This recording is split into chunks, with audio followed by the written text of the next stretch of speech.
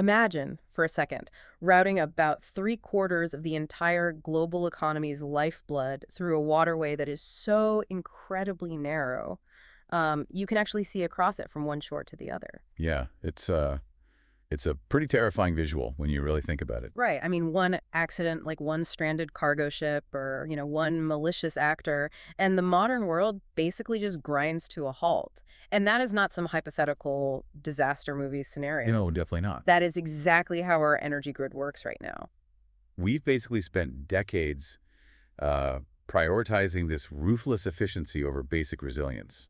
And, we are currently living inside the incredibly fragile result of that choice. Exactly. So today's deep dive is really dedicated to completely reframing how you, the listener, look at that fragility. We've got this highly anticipated April 2026 monograph on the table today. Yeah, it's by Dr. Ryan Baidya from the Takchila Foundation. Yeah, titled The Age of Energy Sovereignty.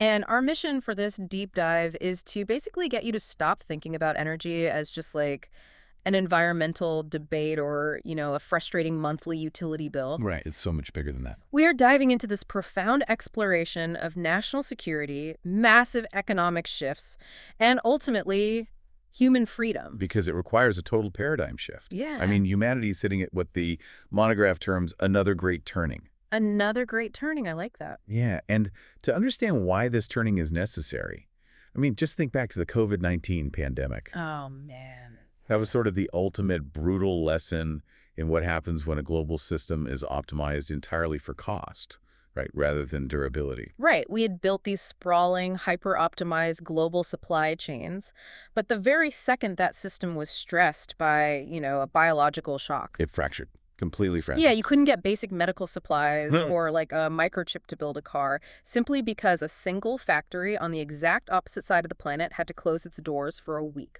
Exactly. The world absorbed a very hard lesson about supply chain preparedness when it came to physical goods.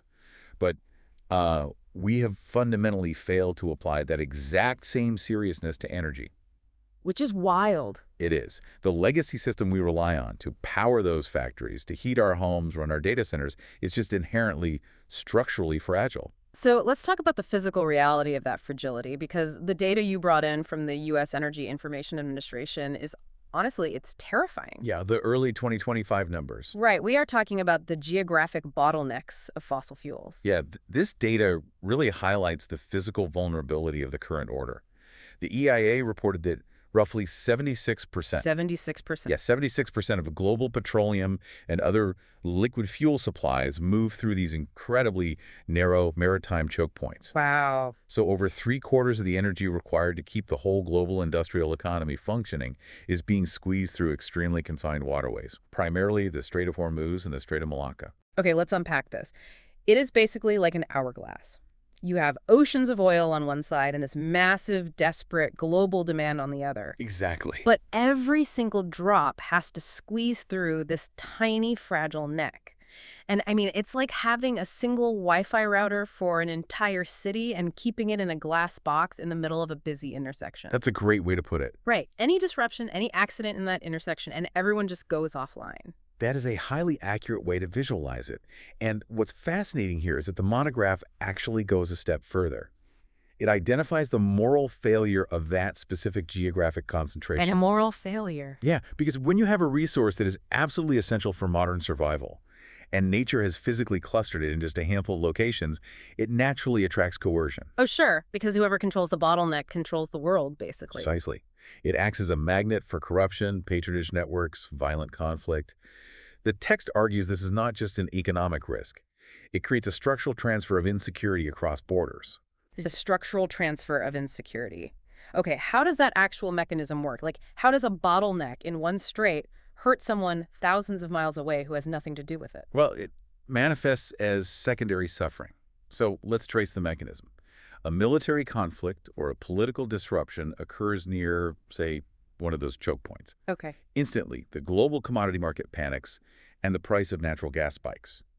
Now, natural gas is a primary ingredient in manufacturing synthetic fertilizer. Ah, okay. I see where this is going. Right. So a sanctions regime or a war in one hemisphere causes the price of fertilizer to skyrocket globally.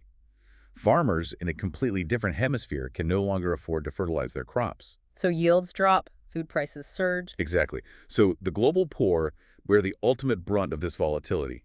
They often have to take on crippling national debt just to buy enough food and fuel to prevent societal collapse. Wow. The structure of the system itself basically rewards domination and punishes those furthest from the resource. That is so bleak. So when Dr. Baidya talks about energy sovereignty as the solution to this, my mind immediately goes to like extreme isolationism. That's a common reaction. Yeah, I mean, are we talking about every country becoming this walled-off fortress? Because mathematically, not every country has vast domestic oil reserves or, massive rushing rivers to dam up. Right. How does a country achieve sovereignty if it simply doesn't have the natural resources within its borders? I mean, that sounds economically impossible. And that is a very common misconception. It's actually a crucial distinction the monograph makes early on.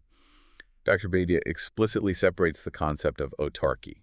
Autarky. Yeah, autarky. Right. Which is that total isolationist self-sufficiency you're describing. Yeah. He separates that from what he calls maximum feasible energy sovereignty. Maximum feasible energy sovereignty. Right. It is grounded in geographic realism. Autarky means cutting yourself off from global trade entirely. Maximum feasible energy sovereignty means achieving the greatest practical degree of resilience based on your nation's unique physical geography. Gotcha. So it's not about doing everything yourself, just doing as much as you realistically can. Exactly. It doesn't mean you stop trading technology or importing specialized equipment. It means you structurally reduce your day-to-day vulnerability to those external shocks we just discussed. So you generate as much of your baseline survival needs domestically as the laws of physics and geography will actually allow. Precisely. And this shift is already happening at a massive scale. If you look at the International Energy Agency's World Energy Outlook for 2025, Okay. combined with IRENA's 2024 reporting, renewables accounted for over 90% of total power capacity expansion globally. Wait. 90% of all new power built globally was renewable. Yes, 90%. That is 585 gigawatts of new additions in a single year. Oh my God. To put that in perspective, a single gigawatt can power roughly 750,000 homes. Multiply that by 585. That is insane. And this isn't happening because of, ideological environmentalism. It's happening because domestic generation is fundamentally cheaper and vastly more secure than importing volatile commodities. Okay, here's where it gets really interesting to me. The actual mechanics of how different countries pull this off.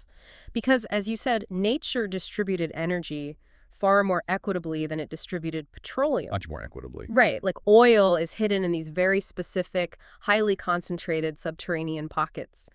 But sunlight, wind, rivers, the heat beneath the Earth's crust, that ambient energy is everywhere. It's just in different regional combinations. It's all around us.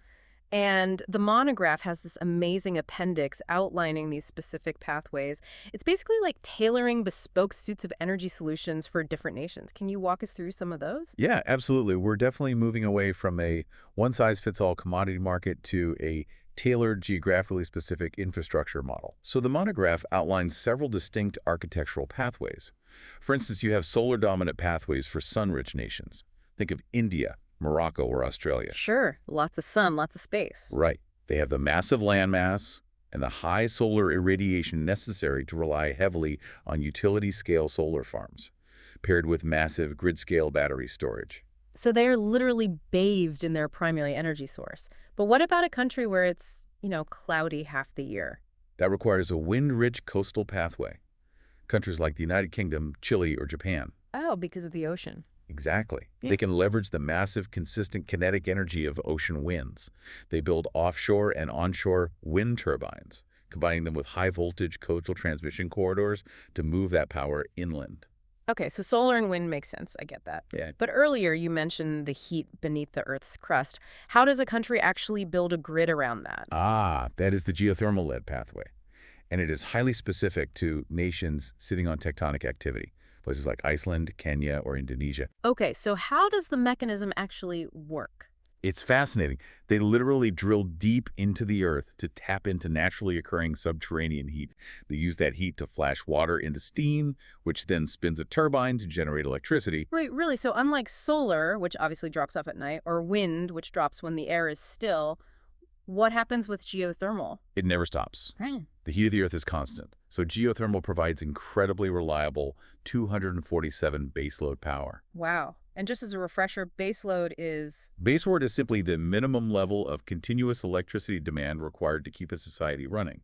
So geothermal provides this steady, uninterrupted hum of electricity that doesn't depend on external weather conditions at all. That is incredible. But okay, those are all large-scale national grid solutions. What about smaller, geographically isolated places, say an island in the Pacific? Yeah, the small island microgrid pathway is arguably one of the most transformative, because historically, islands in the Pacific or the Caribbean have been entirely dependent on importing diesel fuel via cargo ship to run local generators. Which has to be insanely expensive. Ruinously expensive, and highly vulnerable to supply chain disruptions. Right. I mean, if the ship doesn't arrive, the island goes dark.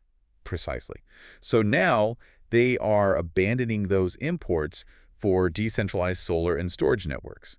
A microgrid is essentially a self-contained energy system. Like your own personal grid. Exactly. Instead of one massive power plant, you have solar panels on municipal buildings, a central battery bank, and intelligent software that balances local supply and demand. They take total control of their own power generation on a micro level. Okay, let me push you on the exact opposite end of the spectrum. What about a highly developed, incredibly dense urban nation with zero extra land? I'm thinking of a place like Singapore. That's a great example. Because if they can't build massive solar farms and they don't have tectonic heat, are they just doomed to rely on imports forever? So Singapore falls into the import-vulnerable high-technology pathway. You are correct, they don't have the physical footprint for utility-scale solar. So their sovereignty strategy relies heavily on the principle that a watt of energy saved is a watt of energy generated. Their pathway focuses on extreme energy efficiency. Oh, I see. So it's about not using the power in the first place. Exactly. We're talking about massive building retrofits using advanced insulation, smart grids that dynamically reduce power consumption during peak hours, and fully electrified mass transit. Their primary source of energy sovereignty is actually high-tech demand reduction. Wow. So the underlying philosophy of the monograph is that ideological purity doesn't really matter at all. Not even a little bit. It doesn't matter if your grid is 100% wind or 100% solar. What matters is a mixed architecture. You blend wind, hydro, smart grids, and storage to create this highly localized system. You're designing a physical infrastructure that is fundamentally harder for a foreign power to hold hostage. If we connect this to the bigger picture, you're removing the structural incentive for resource wars. When a nation's energy source is ambient and decentralized, it can no longer be easily blockaded by a navy or controlled by a cartel. But, okay, here is the catch. You cannot just wish a localized geothermal grid into existence. Someone has to actually physically build it. Yes. And that brings us to this really unexpected side effect of this transition, one that directly impacts human economics. I mean, you might be wondering, if you're listening right now, sitting in an office, watching an AI write code or draft legal briefs faster than you ever could, what does a national energy grid have to do with my fear of an AI taking my white-collar job? It seems like a massive leap, but the monograph makes this really compelling connection. It's perhaps one of the most brilliant macroeconomic arguments in the entire text. Okay, break that down for us. So we are living through a moment of intense, widespread anxiety about artificial intelligence automating away clerical, analytical, and professional roles. Yeah, I mean, everyone from junior software developers to paralegals is looking over their shoulder at the latest large language model, wondering if their career will even exist in 5 years. Right. But Dr. Baidya points out that an energy sovereignty mission acts as a massive economic counterbalance to that specific technological disruption. Counterbalance? How? Because achieving maximum feasible energy sovereignty requires deep, highly complex physical engagement with the real world. According to the 2024 annual review by IRENA and the International Labor Organization, there are already 16.2 million renewable energy jobs worldwide. Wait, but are those permanent jobs or just like temporary construction gigs? Because building a solar farm ends eventually, right? They represent a massive, long-term structural floor for the middle class. Think about the physical tasks required here. Site preparation. Civil works, which involves the design, construction, and maintenance of the physical and naturally built environment. Right. Digging hundreds of thousands of miles of trenches for grid modernization. Retrofitting millions of legacy buildings with new HVAC systems and insulation. Installing custom hardware on diverse rooftops. Maintaining offshore wind turbines in like corrosive saltwater environments. Exactly. managing highly complex hyperlocal logistics. I get it, because you cannot prompt a language model to pour concrete. You cannot ask an AI to physically climb a wind turbine and replace a rusted gearbox. Precisely. These jobs require physical presence, manual dexterity, and human judgment in highly unpredictable real-world environments. Yeah. You cannot offshore the installation of a solar panel on a local high school, and you cannot automate the physical upgrading of a regional transmission line with a software update. Pursuing energy sovereignty generates millions of jobs securely anchored in the physical world. It absorbs the labor market shocks created by the AI revolution. That reframing changes everything. It turns the transition from this daunting environmental obligation into this giant economic shock absorber. You're simultaneously building domestic industry, securing domestic skills, and creating completely unautomatable jobs. It provides immense psychological and economic stability during a period of massive technological upheaval. So I want to take this from the macro level, the anxieties of the white-collar workforce down to the deeply personal micro level. Because this sounds great for developed nations worrying about AI. But for much of the developing world, sovereignty isn't about insulating the economy from software. It's about getting power in the very first place, right? Absolutely. The human cost of our current centralized energy system is staggering when you look at the developing world. The monograph relies heavily on the 2025 Tracking SDG-7 report. And just to clarify for everyone listening, SDG-7 is the United Nations Sustainable Development Goal dedicated to ensuring universal access to affordable, reliable, and modern energy, right? Correct. And that joint report from the World Bank and the World Health Organization paints a pretty grim picture. While it's true that global electricity access hit 92%, that still leaves 666 million people completely in the dark. 666 million people. That is roughly double the entire population of the United States, just living their entire lives without basic electricity. Yes. No refrigeration for medicine, no light to study by at night. And the reality of how they cope with that lack of electricity is even worse, right? Much worse. The WHO reported in 2025 that roughly 2.1 billion people are still exposed to severe household air pollution. 2.1 billion. Wow. Because they lack electricity, they are forced to cook with highly polluting fuels. They're burning raw wood, animal dung, or kerosene inside their own homes. So they are essentially breathing in toxic exhaust fumes just to, boil water for dinner. It leads to massive disease burdens, respiratory illnesses, cardiovascular disease, and literally millions of preventable premature deaths every single year. And this predominantly affects women and children who spend the most time near the cooking hearth. God. So when the text talks about a transfer of insecurity, it's not just an abstract economic concept. It is literal life and death at the household level. Exactly. But how does the sovereignty model fix this if these populations are completely disconnected from any national grid to begin with? Well, they bypass the national grid entirely. The progress here is phenomenal. IRENA released a report in early 2026 highlighting the explosion of off-grid renewable capacity. Off-grid? Yeah. By the end of 2024, 11.1 gigawatts of off-grid renewables had connected 86 million people to electricity, with the vast majority of that happening across Africa. Wait, how does that mechanism work? Are they just waiting for a distant government to finally run a transmission line from a centralized coal plant hundreds of miles away? No, they are leapfrogging the centralized grid altogether, much in the same way developing nations leapfrogged landline telephone networks and went straight to mobile phones. Oh, that makes so much sense. Right. A rural village installs a localized solar array and battery storage system that capture the sun hitting their own roofs. It's energy sovereignty achieved at the village level, at the family level. And it instantly eradicates the need to burn dung indoors. Saving lives immediately while providing the power needed for local economic development. Okay, given how transformative this is, both for AI, job security, and basic human health, Yeah. what does Dr. Baidya say governments need to do right now to actually accelerate this? This raises an important question, and the monograph outlines a very clear three-part mandate for policymakers. First, governments need to conduct comprehensive, high-fidelity national mapping of their energy assets. Mapping, like surveying land. Yeah. Historically, governments mapped their territory looking for oil deposits or coal seams. Now they need to map solar irradiation zones, consistent wind corridors, and biomass potential. Got it.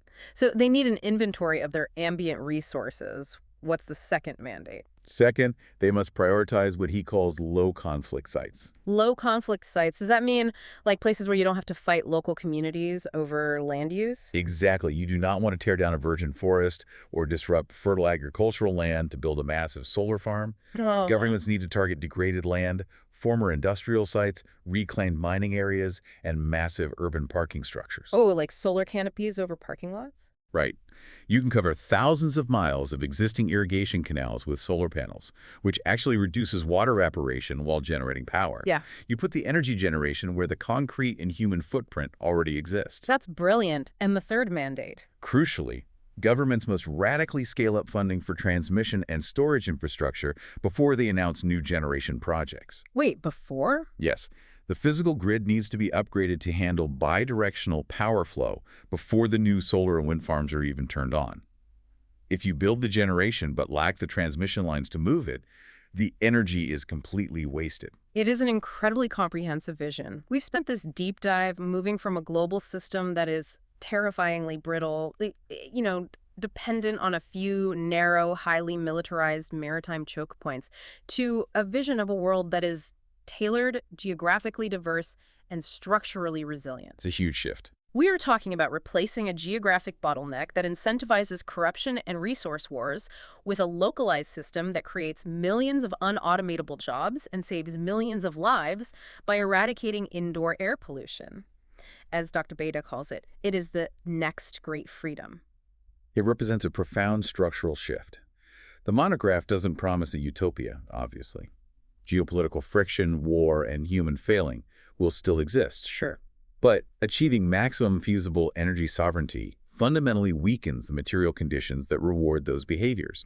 It completely removes the leverage of the external fuel shock. And that matters to you listening right now because the foundational energy structure of the world dictates the fabric of geopolitics. It dictates the stability of your local job market in the face of artificial intelligence, and it dictates the price you pay for basic necessities at the grocery store.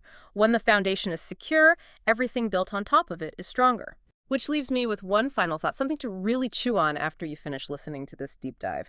If governments actually manage to pull this off, if they map their degraded lands, cover their canal systems and solar canopies, tap into their geothermal heat, and build out these highly resilient, decentralized microgrids, and if this energy sovereignty truly removes the structural incentive to fight over resource choke points, how does the very definition of a global superpower change?